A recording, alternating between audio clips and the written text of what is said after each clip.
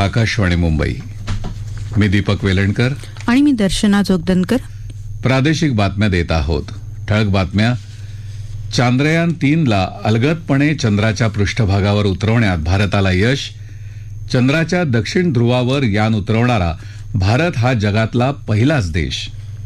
ब्रिक्सला भविष्याकरता सज्ज असलेली संघटना बनवण्यासाठी संबंधित संस्थांनाही भविष्याकरता सज्ज बनावं लागेल, असं प्रधानमंत्री नरेंद्र मोदी यांचं प्रतिपादन. जिल्हा केंद्रीभूत मानून विकास योजना राबवण्याचे उपमुख्यमंत्री अजित पवार यांचे निर्देश. नाशिकमधल्या कांदा शेतकरी आणि व्यापाऱ्यांचं आंदोलन मागे.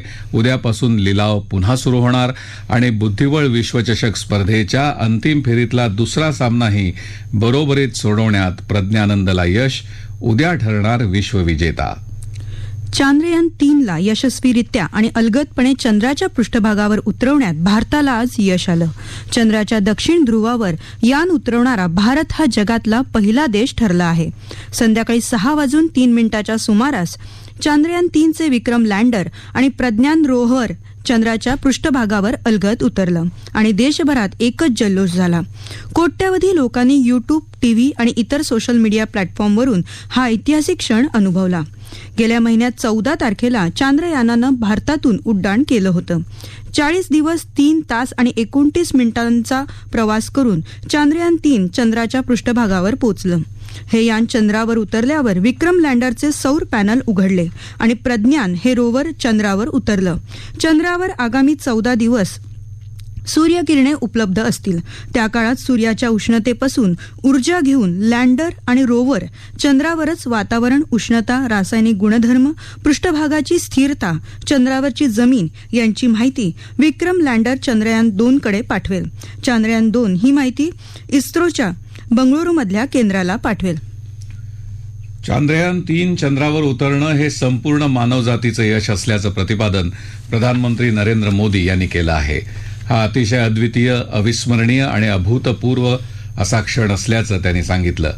ब्रिक्स परिषदेसाठी जोहान्सबर्ग इथे असलेल्या प्रधानमंत्र्यांनी व्हिडिओ कॉन्फरन्सिंगद्वारे हा सोहळा अनुभवला. चांद्रयान 3 चंद्रावर अलगदरित्या उतरल्यावर लगेच त्यांनी इस्रोच्या मुख्यालयातल्या सर्व शास्त्रज्ञांचं अभिनंदन केलं. ये पल अविस्मरणीय है. ये क्षण अभूतपूर्व है. ये क्षण विकसित भारत के शंखनाद का है. ये क्षण नए भारत के जयघोष का है. ये क्षण मुश्किलों के महासागर को पार करने का है. ये क्षण जीत के चंद्र पथ पर चलने का है. ये क्षण 140 करोड़ धड़कनों के सामर्थ्य का है. देशानं पृथ्वीवर प्रतिज्ञा घेतली आणि चंद्रावर जाऊन ती पूर्ण केली, असे गौरवोद्गार प्रधानमंत्र्यांनी यावेळी काढले. चंद्राच्या दक्षिण ध्रुवावर गेलेला भारत हा पहिलाच देश आहे. संपूर्ण देश या यशाला नेहमीच लक्षात ठेवेल. हा दिवस उज्ज्वल भविष्याकडे घेऊन जाण्यासाठी प्रेरित करेल. अपयशातून धडा घेऊन यश कसं मिळवायचं हे या माध्यमातून भारत शिकल्याचं प्रधानमंत्री म्हणाले. या माध्यमातून जगभरातल्या इतर देशांच्या चंद्र मोहिमेला लाभ मिळेल, असंही त्यांनी सांगितलं. यामुळे आता चंद्राच्या बद्दल लोकांमध्ये असलेले श्रद्धा, अंधश्रद्धा बदलतील. नव्या पिढीच्या नव्या म्हणी अस्तित्वात येतील, असं ते म्हणाले. भविष्यातल्या भारताच्या अंतराळ मोहिमांविषयी त्यांनी यावेळी माहिती दिली आणि या मोहिमांना देखील शुभेच्छा दिल्या.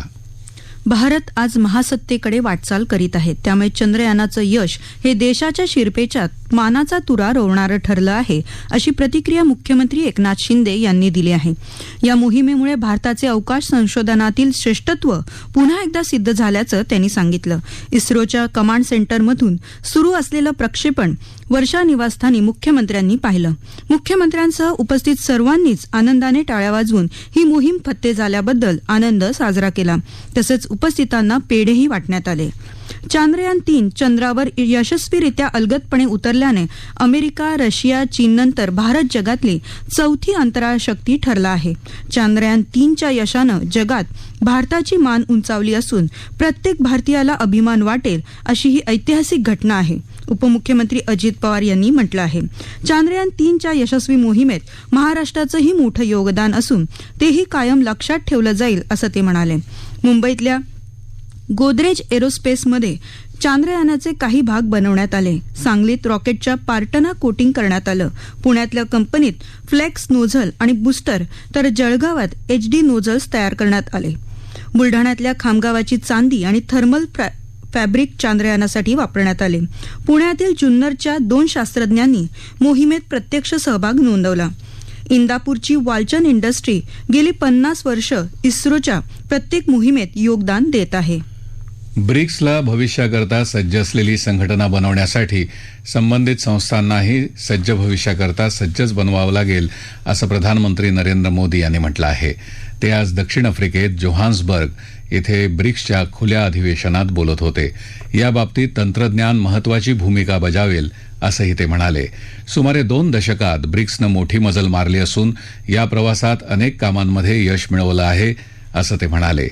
आफ्रिकी संघटनेनं G20 समूहात सामील व्हावं यासाठी ब्रिक्स देशांनी पाठिंबा द्यावा असं आवाहन मोदी यांनी केलं.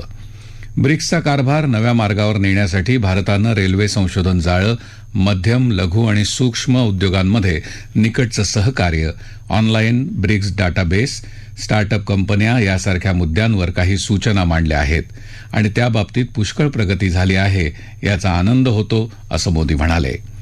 ब्रिक्सच्या विस्ताराला भारताचा पाठिंबा आहे असं त्यांनी जाहीर केलं. अवकाश संशोधन आणि हवामान देखरेखीवर भर देणाऱ्या ब्रिक्स स्पेस एक्सप्लोरेशन कन्सोर्टियमशी सहकार्याचा प्रस्तावही मोदी यांनी यावेळी दिला. दक्षिण आफ्रिकेचे अध्यक्ष सिरिल रामाफोसा यांच्याशी मोदी यांनी बैठक घेऊन चर्चा केली. या बैठकीत उभय देशांमधले संबंध वाढवण्यासाठी विविध विषयांवर व्यापक चर्चा झाली. व्यापार, संरक्षण आणि गुंतवणूक या विषयांवर प्रामुख्याने चर्चा झाल्याचं मोदी यांनी समाज माध्यमांवर म्हटलं आहे. गरीब देशांचा आवाज मजबूत करण्यासाठी भारत आणि दक्षिण आफ्रिका एकत्रित काम चालू ठेवतील असंही प्रधानमंत्र्यांनी सांगितलं आहे. जिल्हा केंद्रीभूत मानून विकास योजना राबवण्याच्या सूचना उपमुख्यमंत्री अजित पवार यांनी दिल्या आहेत. यामुळे शेतकरी, महिला, कामगार, तरुण यांचे जीवनमान उंचावण्यासाठी निश्चित मदत होईल असं ते म्हणाले. ते आज मुंबईत महाराष्ट्र आर्थिक सल्लागार परिषदेसंदर्भात आयोजित बैठकीत बोलत होते. राज्याची अर्थव्यवस्था $1 ट्रिलियन करण्याचं उद्दिष्ट 2028 पर्यंत पूर्ण करायचं असेल तर मुंबई, पुणे, नागपूर, ठाणे, पालघर या जिल्ह्यांच्या बरोबरीनं सर्वच विभागांमधल्या जिल्ह्यांचा सर्वसमावेशक विकास करावा लागेल.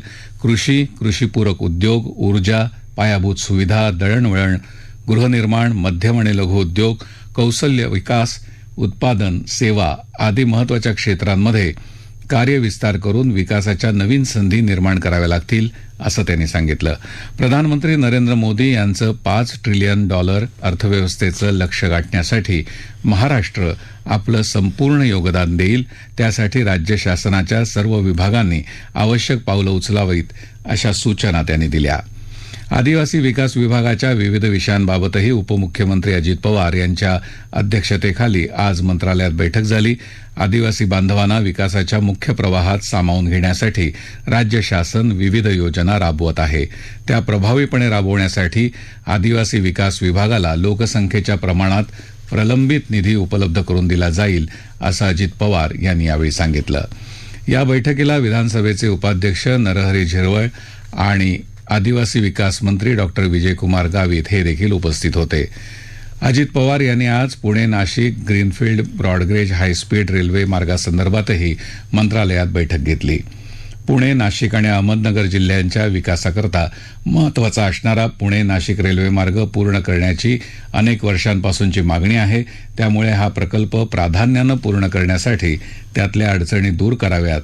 या अनुषंगानं पुणे नाशिक रेल्वे मार्ग हा मेट्रो कायद्यानुसार पूर्ण करण्याबाबतचा प्रस्ताव परिवहन विभागानं मंत्रिमंडळासमोर आणावा असे निर्देश त्यांनी या बैठकीमध्ये दिले.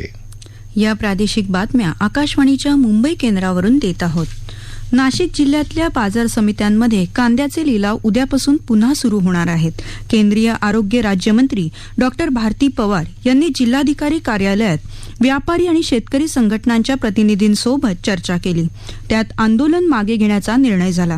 त्यानंतर बाजार समित्या उद्यापासून सुरू करण्याचा निर्णय व्यापारी संघटनेचे अध्यक्ष खंडू देवरे यांनी जाहीर केला. नाफेडच्या खरेदीत पारदर्शकता राहावी आणि शेतकऱ्यांना नाफेडची खरेदी कुठे कुठे सुरू आहे याबाबत विस्तृत माहिती मिळावी असा निर्णय या बैठकीत घेण्यात आला. शेतकरी आणि इतर संबंधितांच्या भावना केंद्र शासनाकडे पोचवून त्यावर तोडगा काढण्याचे आश्वासन भारती पवार यांनी दिले. विशेषतः शासनाच्या निर्णयाच्या अगोदर माल घेऊन बंदरात आणि सीमेवर असलेल्या कांद्याला निर्यात शुल्कात सवलत देण्याविषयी चर्चा करण्याचं आश्वासन त्यांनी दिलं. बुद्धिबळात फिडे विश्वचषक स्पर्धेमध्ये जगात पहिल्या स्थानी असलेला कार्लसन आणि भारताचा प्रज्ञानंद यांच्यापैकी अंतिम विजेता उद्या ठरणार आहे. सध्या अझरबैजानमधल्या बाकूमध्ये ही स्पर्धा सुरू आहे. काल अंतिम फेरीतल्या पहिल्या सामन्यात कार्लसनला प्रज्ञानंद यानं 35 चालींमध्ये बरोबरीत रोखलं होतं, तर आज दुसऱ्या सामन्यातही अवघ्या तासाभरात 30 चालींमध्ये सामना बरोबरीत सुटला. त्यामुळे आता अंतिम सामना उद्या होणार आहे. प्रज्ञानंद आता जागतिक क्रमवारीत बॉबी फिशर आणि कार्लसन यांच्यानंतर उमेदवारांच्या स्पर्धेसाठी पात्र ठरणारा तिसरा सर्वात तरुण खेळाडू ठरला आहे. भारतीय निवडणूक आयोगानं यावर्षीसाठी राष्ट्रीय सदिच्छा दूत म्हणून दिग्गज क्रिकेटपटू सचिन तेंडुलकर यांची नियुक्ती केल्याचं जाहीर केलं. मुख्य निवडणूक आयुक्त राजीव कुमार यांच्या उपस्थितीत आज नवी दिल्लीत आकाशवाणी भवन इथं आयोजित कार्यक्रमात तेंडुलकरांबरोबर 3 वर्षांसाठीचा सामंजस्य करारावर स्वाक्षरी करण्यात आली. क्रिकेटमधून निवृत्ती घेतल्यानंतर माझी ही दुसरी इनिंग आहे. निवडणूक प्रक्रियेत प्रत्येक मत महत्वाचं असतं. त्यासाठी देशातल्या युवा शक्तीला मतदान करण्यासाठी सदिच्छा दूत म्हणून मी युवकांना प्रोत्साहित करेन असं सचिन म्हणाला. आगामी निवडणुकांमध्ये विशेषतः पुढच्या वर्षी होणाऱ्या लोकसभा निवडणुकांमध्ये युवा मतदारांचा सहभाग वाढवण्यासाठी ही नियुक्ती केली आहे. महाराष्ट्र लोकसेवा आयोगानं पोलीस उपनिरीक्षक आणि राज्य कर निरीक्षक पदासाठी घेतलेल्या संयुक्त पूर्व परीक्षेचा निकाल आज जाहीर केला आहे. पात्र उमेदवारांची यादी आयोगाच्या mpsc.gov.in या संकेतस्थळावर प्रसिद्ध केली आहे. या पात्र ठरलेल्या उमेदवारांपैकी मुख्य परीक्षेसाठी विहित कालावधीत अर्ज करणाऱ्या आणि परीक्षा शुल्क भरणाऱ्या उमेदवारांनाच मुख्य परीक्षेकरता प्रवेश दिला जाईल असं आयोगानं प्रसिद्ध केलेल्या पत्रकात म्हटलं आहे. उच्च आणि तंत्र शिक्षण विभागाअंतर्गत वरिष्ठ महाविद्यालयांमधल्या प्राध्यापकांच्या विविध प्रश्नांसंदर्भात शासन सकारात्मक असल्याचं उच्च आणि तंत्र शिक्षण मंत्री चंद्रकांत पाटील यांनी सांगितलं आहे. ते मुंबईत मंत्रालयात त्यांच्या अध्यक्षतेखाली आयोजित बैठकीत बोलत होते.